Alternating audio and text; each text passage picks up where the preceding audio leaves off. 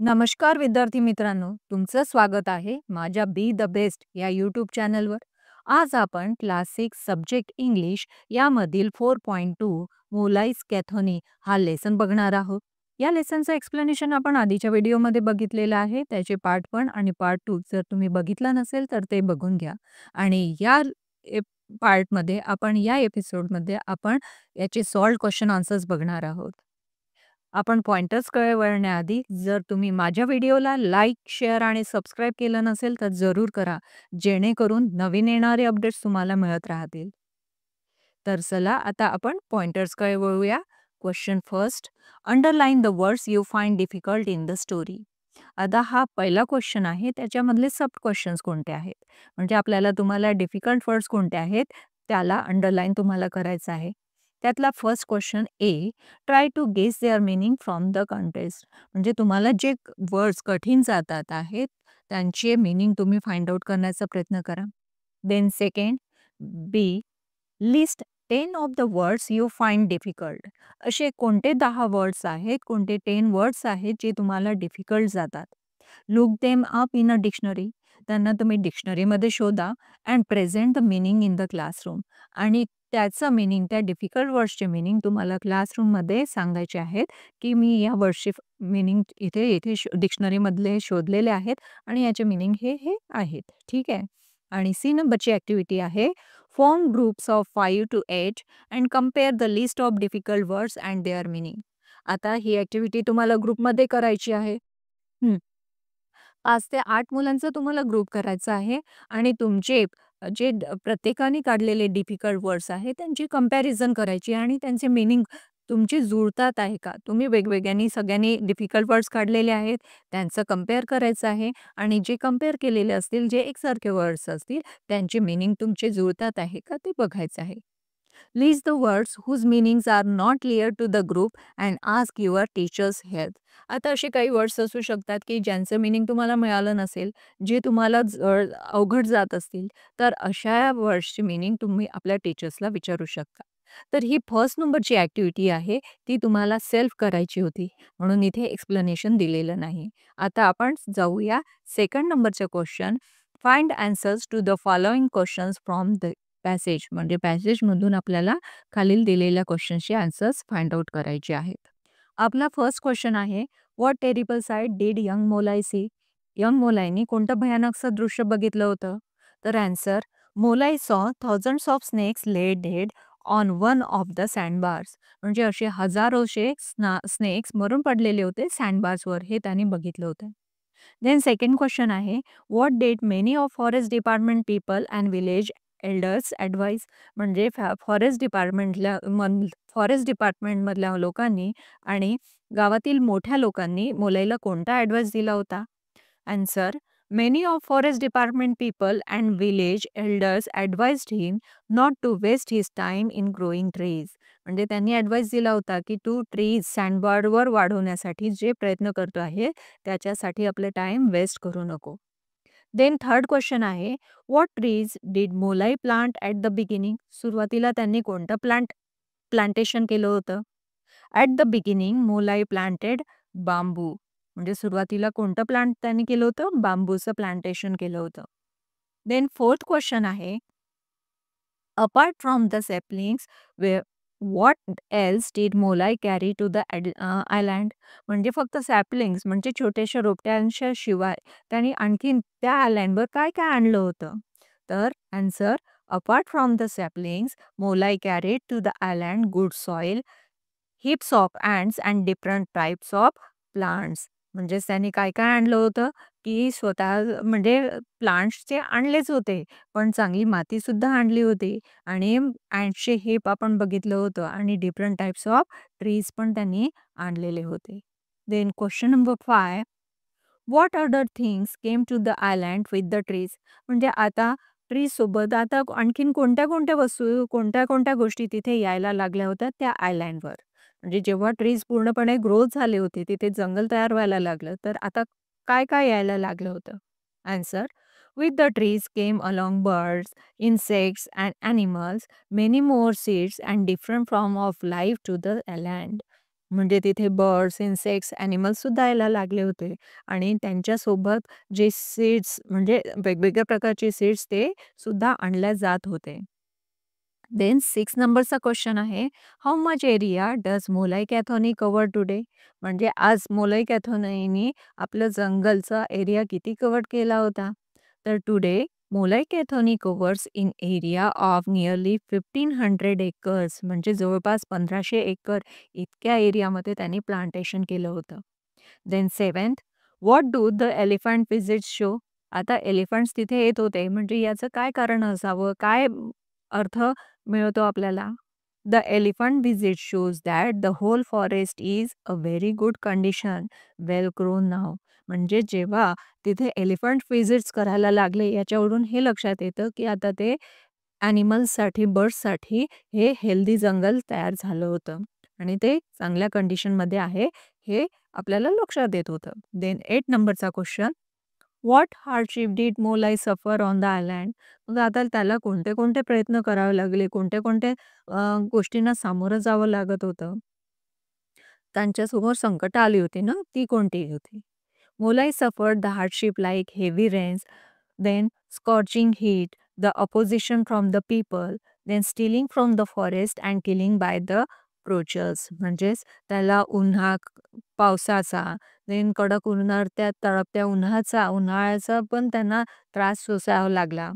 काही लोकांचा त्यांना विरोध होता कारण की एलिफंट्समुळे त्यांचे घरं डिस्ट्रॉय होत होते म्हणून लोकं अपोझिट करायचे. काही लोकं चोरी करण्याच्या उद्देशाने यायचे. काही किलिंग म्हणजे प्राण्यांना मारायच्या दृष्टीने तिथे यायचे. या सगळ्या गोष्टींना त्यांना सामोरं जावं लागत होतं. देन 9 नंबरचा question, what did the elephants destroy? एलिफंटनी काय डिस्ट्रॉय केलं होतं? The elephant destroyed the rice field and the and the huts on their way. म्हणजे त्यांच्या रस्त्यामध्ये येणारे राईस फील्ड त्यांनी डिस्ट्रॉय केले होते आणि त्यांनी त्यांची गावातली राहणाऱ्या लोकांच्या झोपड्यासुद्धा डिस्ट्रॉय केलेल्या होत्या. 10 नंबरचा क्वेश्चन आहे, what does Molai keep for his own living? स्वतःच्या उपजीविकेसाठी मोलाईनी काय ठेवलं होतं? Molai keep cattle for his own living. मोलाईने आपल्या उपजीविकेसाठी कॅटल्स म्हणजे गुरेढोरे ठेवलेली होती. देन 11 नंबरचा क्वेश्चन आहे, what is Molai's message to the world? मोलाईंचा मेसेज वर्ल्डला काय आहे? Molai's message says that each one of us should plant and grow at least 2 trees. म्हणजे आपल्यापैकी प्रत्येकाने कमीत कमी 2 प्लांट्स लावले पाहिजे. Trees will help us to breathe happily. म्हणजेच ट्रीज आपल्याला चांगलं श्वसनासाठी उपयोगी पडतात म्हणून आपण ॲटलीस्ट 2 ट्रीज लावले पाहिजे. Then question number 3, write short notes on the following. खालील जे नोट्स आहेत त्याच्यावर शॉर्ट नोट्स लिहायचे आहेत. पहिलं आहे the Brahmaputra. The Brahmaputra is a great river. It is more than 7-8 kilometers in some places. म्हणजे खूप मोठी नदी आहे आणि काही ठिकाणी 7-8 किलोमीटर ती रुंदीला सुद्धा आहे. It has many sandbars and even an island known as Majuli's Island. आता त्या ब्रह्मपुत्रा नदीच्या काठावर काही सँडबार्स आहेत. वाळूचे बंधारे तयार झाले आहेत आणि त्याला नाव देण्यात आलं आहे माजुलीस आयलँड असं. Water of Brahmaputra often flood Majuli and the sandbars. म्हणजे पुष्कळदा काय होते की ब्रह्मपुत्रा नदीला पूर येतो आणि असे माजुलीचे सँडबार्स तयार होतात. Sometimes the river sweeps away from the sandbars. म्हणजे काही ठिकाणी हे वाळूसुद्धा आपल्यासोबत वाहून घेऊन येते. देन सेकंड आहे मोलाईज कॅथोनी. तर Molai has grown his forest on the sandbar of a Brahmaputra. मोलाईने आपलं जंगल ब्रह्मपुत्रा नदीच्या काठावर सँडबार्सवर उगवलं होतं, त्याथे डेव्हलप केलं होतं. The forest is name the Molai's forest that is Molai's Kathoni. त्या जंगलाला मोलाईज फॉरेस्ट म्हटलं जाते कारण की मोलाई कॅथोनी यांनी ते वाढवलं होतं. Today Molai Kathoni covers an area of nearly 1500 acres. म्हणजे आज हे जंगल मोलाई कॅथोनी, मोलाई फॉरेस्ट हे जवळपास 1500 एकर एवढ्या एरियामध्ये डेव्हलप झालेलं आहे. The forest has thousands of different trees and plants. फॉरेस्टमध्ये वेगवेगळ्या प्रकारचे ट्रीज आणि प्लांट्ससुद्धा आहे. It shelters birds and animals including deer, apes and even rhinos and tigers. म्हणजे इथे वेगवेगळ्या प्रकारचे पशु, पक्षी, प्राण्यांमध्ये डिअर आहे, एप्स म्हणजे वानर सुद्धा आहे, रायनो आणि टायगर सुद्धा आहेत. A herd of about 100 elephants visits the forest every year and stay there for about 3 months. म्हणजे जवळपास 100 हत्तींचा कळप तिथे येतो आणि 3 महिने तिथे व्हिजिट्स देत असतो. देन थर्ड नंबरचा आहे elephant comes to the Molai's Kathoni. म्हणजे मोलाई कॅथोनीला एलिफंट येतात. तर because of the thick forest a herd of about 100 elephant has started visiting Molai Kathoni's every year. आता हे खूप घनदाट जंगल झालं आहे, मोलाईचं जंगल. त्यामुळे दरवर्षी 100च्या जवळपास त्यांचा कळप, हत्तींचा कळप इथे येत असतो. They stay there for about 3 months and they cause a lot of damage on their ways to the forest. आता ते जवळपास 3 महिने येतात आणि तिथे थांबतात आणि येताना त्यांच्यामुळे खूप साऱ्या गोष्टींचं नुकसान होतं. They destroyed the rice fields and huts of the people. ते काय करतात? ते डिस्ट्रॉय करतात. त्यांच्यामुळे नुकसान होतं भाताच्या शेतीचं आणि तिथे राहणाऱ्या लोकांच्या झोपड्या ते तुडवत येतात. त्यामुळे त्यांचं नुकसान होतं. People of the area were angry with Molai because his forest had attracted the elephants to come over there.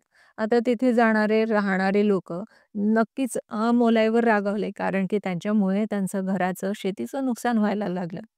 They wanted to beat Molai for the presence of the elephant आणि त्या हत्तींच्या प्रेझेन्समुळेच ते मोलाईला मारण्याचा त्यांनी प्रयत्न केला पुष्कळदा. देन फोर्थ नंबरची शॉर्ट नोट्स आहे the world comes to know about Molai Kathoni. सगळ्या जगाला मोलाई कॅथोनीबद्दल केव्हा माहिती पडली त्याच्याबद्दल आपल्याला लिहायचं आहे. The world didn't know about Molai's work and Molai's Kathoni. लोकांना जगाला माहितीच नव्हतं मोलाई काय आहे, मोलाई कॅथोनी कोण आहे याच्याबद्दल. One day, a photographer wandering in that area found Molai working in his forest and guarding it. एके दिवशी काय झालं की एक फोटोग्राफर आला आणि त्या जंगलामध्ये तो फिरताना आला आणि त्यांनी बघितलं की हा मोलाई त्या जंगलामध्ये काम करतो आहे आणि त्यांचं संरक्षण सुद्धा करतो आहे. He was greatly impressed when he knew that Molai had grown the forest single-handedly. आता जेव्हा त्याला कळलं की एका हाती एका व्यक्तीने एवढं मोठं जंगल डेव्हलप केलेलं आहे म्हणून तो खूप इम्प्रेस झाला. He told the newspaper, TV channels etcetera about Molai's great achievement. आता त्यांनी सगळ्यांना सांगितलं, न्यूजमध्ये सांगितलं, न्यूजपेपरला सांगितलं. The forest department was also impressed and came forward to help Molai. आता त्याची ही बातमी सगळ्यांना पसरली त्यामुळे आता फॉरेस्ट डिपार्टमेंट सुद्धा मोलाईच्या या कार्यामध्ये सहभाग देऊ लागला होता.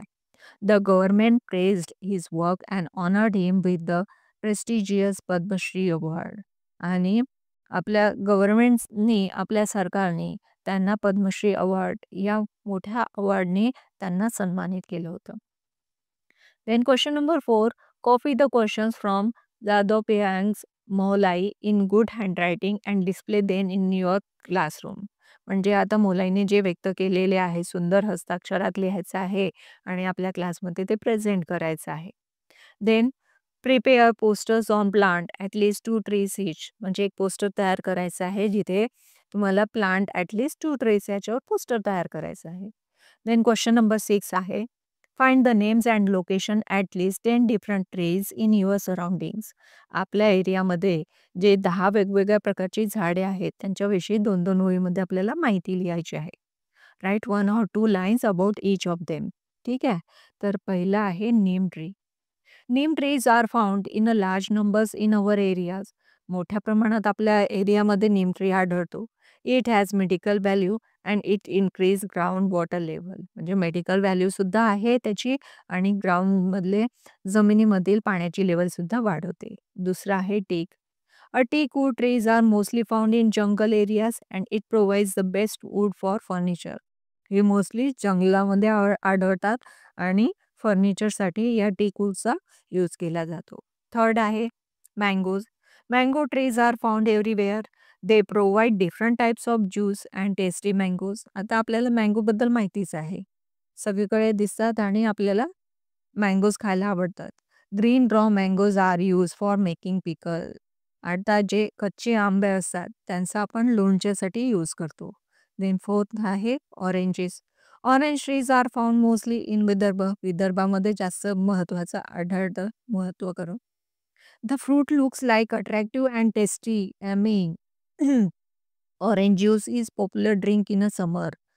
आपल्याकडे हे अट्रॅक्टिव्ह आहे आणि ज्यूससाठी यूज केला जातो. देन फिफ्थ आहे babul. This trees is called the bone for farmers. म्हणजे फार्मर्ससाठी उपयुक्त आहे. Its branches are used to fence the farms and we get gum from these trees. आता हे फेन्स म्हणजे कुंपण घालण्यासाठी शेतकऱ्यांना उपयोगी पडतं बबूल ट्री. आणि तिथे गम म्हणजे आपल्याला फेविकॉल सारखे जे गमयुक्त पदार्थ असतात, डिंक आपण ज्याला म्हणतो, ते आपल्याला बबूल पासून मिळते. Babul wood is strong and use for make farming tools. म्हणजे स्ट्रॉंग असतात आणि शेतीची उपकरणं जे बनवायचे असतात, अवजारे बनवायची असतात, त्याच्यासाठी बबूल ट्रीचा यूज केला जातो. देन सिक्स्थ आहे banyan. This is a big and strong tree.